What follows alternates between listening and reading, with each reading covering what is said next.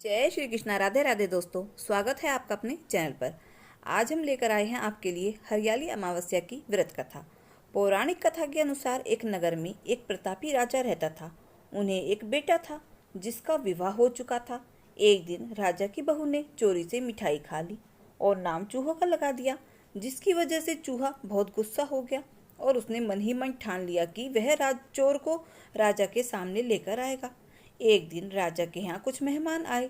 सभी मेहमान राजा के कमरे में सोए हुए थे, क्योंकि चूहे को बहुत गुस्सा था। वह इस वजह से वह रानी की साड़ी को ले जाकर उस कमरे में रख देता है।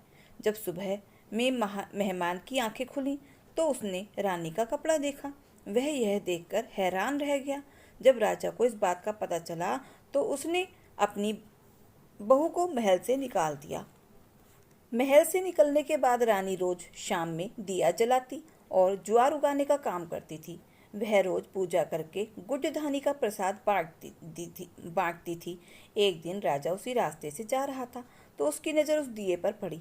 जब वह राजमहल से लौटा तब उसने अपने सैनिकों से जंगल में जाकर उस चमत्कारी बीज के बारे में पता लगाने को कहा। राजा की आज्ञा पाकर सैनिक जंगल की तरफ निकल पड़े। जब वह उस पीपल के पेड़ के नीचे पहुंचे तो उन्होंने वहां देखा कि दिया आपस में बात कर रही है। सभी अपनी अपनी कहानी बता रही थी। तभी एक शांत दिए से सभी ने सवाल किया कि तुम भी अपनी कहानी बताओ। यह सुनकर शांत दिए ने कहा कि वह रानी का दिया है। उसने आगे बताया कि रानी की मिठाई चोरी की वजह से चूहे ने रानी की सारी मेहमान के कमरे में रख दी और बेकसूर को सजा मिल गई। सैनिक ने दिए की सारी बातें सुन ली और यह बात राजा से जाकर बताई। राजा को जब इस बात का पता चला तो उसने रानी को वापस महल में बुलवा लिया। महल में वापस आने के बाद रानी खुशी खुशी रहने लगी। एक दिन ब्राह्मण परिवार में पति पत्नी और पुत्री रहते थे। पुत्री धीरे धीरे बड़ी होने लगी। उस लड़की में समय के साथ सभी गुणों का विकास हो रहा था। लड़की सुंदर, संस्कारवान एवं गुणवान थी, लेकिन गरीब होने के कारण उसका विवाह नहीं हो पा रहा था। एक दिन ब्राह्मण के घर एक साधु पधारे, जो कि कन्या के सेवा भाव से काफी प्रसन्न हुए। कन्या को लंबी आयु का आशीर्वाद देते हुए साधु ने कहा कि कन्या की हथेली में विवाह योग्य रेखा नहीं है।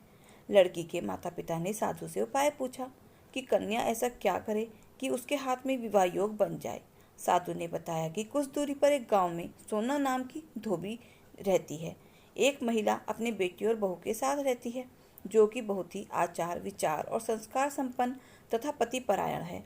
यदि यह कन्या उसकी सेवा करे और वह महिला इसकी शादी में अपने मांग का सिंदूर लगा दे, उसके बाद इस कन्या का विवाह हो तो इस कन्या का वैधव्य योग मिट सकता है। साधु ने यह भी बताया कि वह महिला कहीं आती जाती नहीं है। यह बात सुनकर ब्राह्मण ने अपनी बेटी को धोबिन की सेवा करने की बात कही। कन्या तड़के ही उठ सोना धोबिन के घर जाकर सफाई और अन्य सारे काम करके अपने घर वापस आ जाती। सोना धोबिन अपनी बहू से पूछती है कि तुम तो तड़के ही उठकर सारा काम कर लेती हो और पता भी नहीं चलता। तब बहू ने कहा कि माँ जी, मैंने तो सोचा कि आप ही सुबह उठकर सारे काम खुद ही खत्म कर लेती हैं। मैं तो देर से उठती हूँ। इस पर अब दोनों सास बहू निगरानी करने लगी कि कौन है जो तड़के ही घर का सारा काम करके चला जाता है।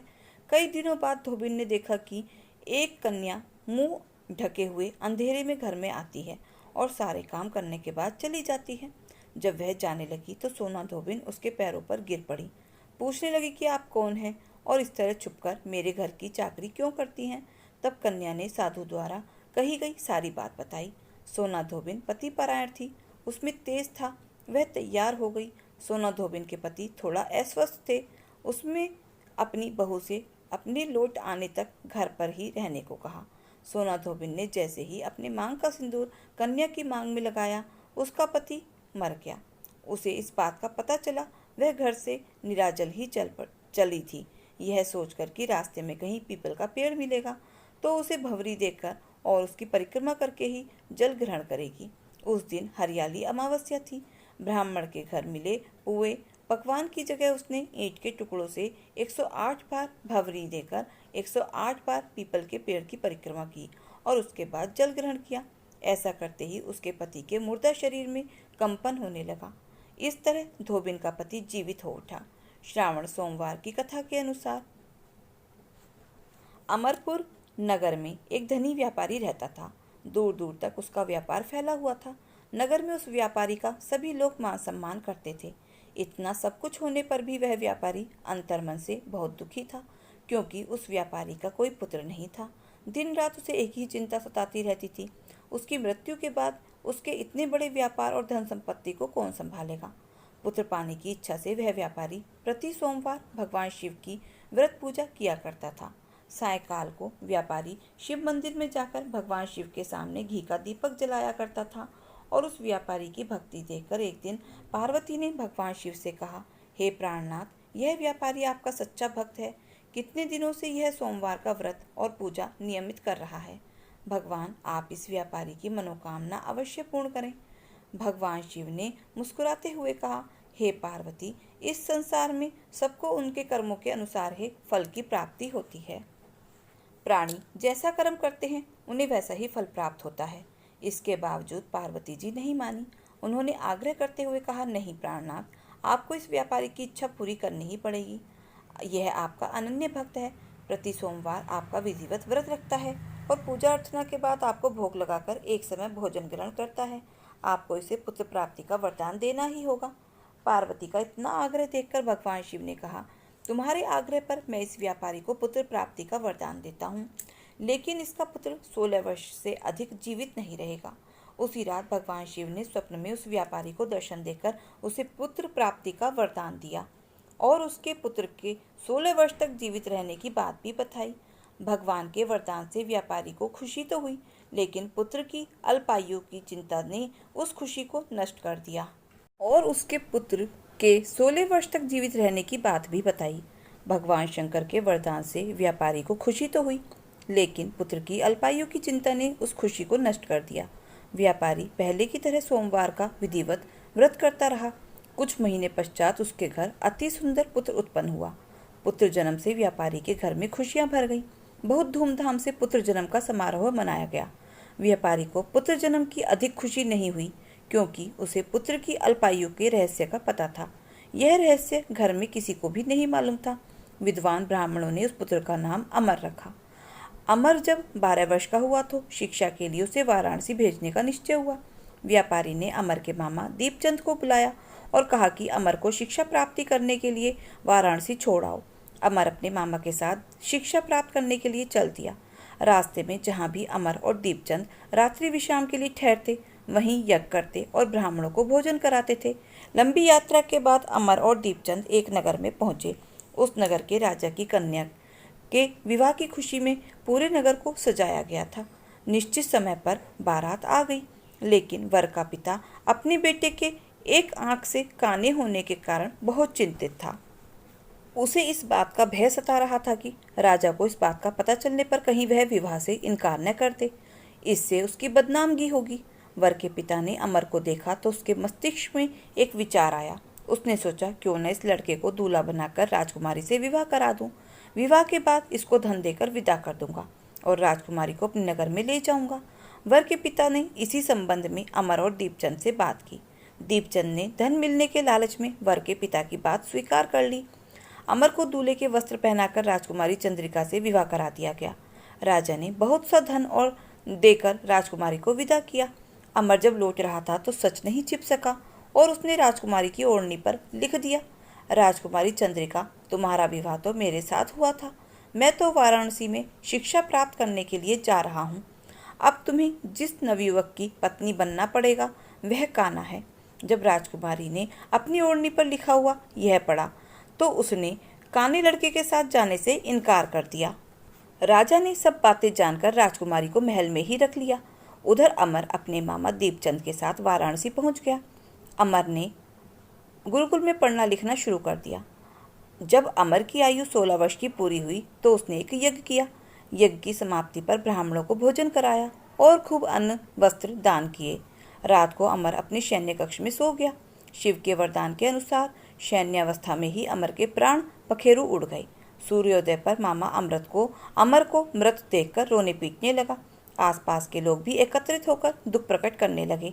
मामा के रोने विलाप करने से स्वर समीप से गुजरते हुए भगवान शिव और माता पार्वती ने भी सुने।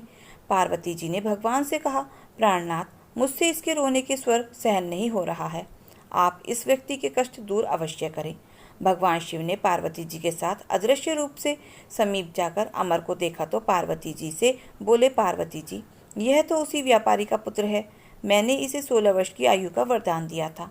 इसकी आयु तो पूरी हो गई है। पार्वती जी ने फिर कहा, भगवान से निवेदन किया, हे प्राणनाथ, आप इस लड़के को जीवित करें, नहीं तो इसके माता पिता पुत्र की मृत्यु के कारण रो रो कर अपने प्राणों को त्याग देंगे। इस लड़के का पिता आपका परम भक्त है, वर्षों से सोमवार का व्रत करते हुए आपको भोग लगा रहा है। पार्वती के आग्रह करने पर भगवान शिव ने उस लड़के को जीवित होने का वरदान दिया और कुछ ही पल में वह जीवित होकर उठ बैठा। शिक्षा समाप्त करके अमर मामा के साथ अपने नगर की ओर चल दिया। दोनों चलते हुए उसी नगर में पहुंचे जहां अमर का विवाह हुआ था। उस नगर में भी अमर ने यज्ञ का आयोजन किया। समीप से गुजरते हुए नगर के राजा ने यज्ञ का आयोजन देखा। राजा ने अमर को तुरंत पहचान लिया। यज्ञ समाप्त होने पर राजा अमर को और उसके मामा को महल में ले गया और कुछ दिन उन्हें महल में रखकर बहुत सा धन वस्त्र देकर राजकुमारी के साथ विदा किया। रास्ते में सुरक्षा के लिए राजा ने बहुत से सैनिकों को भी साथ भेजा। दीपचंद ने नगर में पहुंचते ही एक दूत को घर भेजकर अपने आगमन की सूचना भेजी। अपने बेटे अमर के जीवित वापस लौटने की सूचना से व्यापारी बहुत प्रसन्न हुआ। व्यापारी ने अपनी पत्नी के साथ स्वयं को एक कमरे में बंद कर रखा था। भूखे प्यासे रहकर व्यापारी और उसकी पत्नी बेटे की प्रतीक्षा कर रहे थे। उन्होंने प्रतिज्ञा कर रखी थी कि यदि उन्हें अपने बेटे की मृत्यु का समाचार मिला तो दोनों अपने प्राण त्याग देंगे। व्यापारी अपनी पत्नी और मित्रों के साथ नगर के द्वार पर पहुंचा। अपने बेटे के विवाह का समाचार सुनकर पुत्रवधू राजकुमारी चंद्रिका को देखकर उसकी खुशी का ठिकाना न रहा। उसी रात भगवान शिव ने व्यापारी के स्वप्न में आकर कहा, हे श्रेष्ठी, मैंने तेरे सोमवार के व्रत करने और व्रत कथा सुनने से प्रसन्न होकर तेरे पुत्र की लंबी आयु प्रदान की है। व्यापारी बहुत प्रसन्न हुआ। सोमवार का व्रत करने से व्यापारी के घर में खुशियां लौट आई। शास्त्रों में लिखा है कि जो स्त्री पुरुष सोमवार का विधिवत व्रत करते हैं और व्रत कथा सुनते हैं, उनकी सभी इच्छाएं पूर्ण होती हैं। तो प्रेम से बोलो शंकर भगवान की जय हो। दोस्तों, अगर आपको हमारी कथा कहानी अच्छी लगी हो तो प्लीज़ वीडियो को लाइक, शेयर और सब्सक्राइब अवश्य करें। अपना प्यार और सहयोग दें। मिलते हैं फिर ऐसे ही नई कथा कहानियों के साथ। धन्यवाद।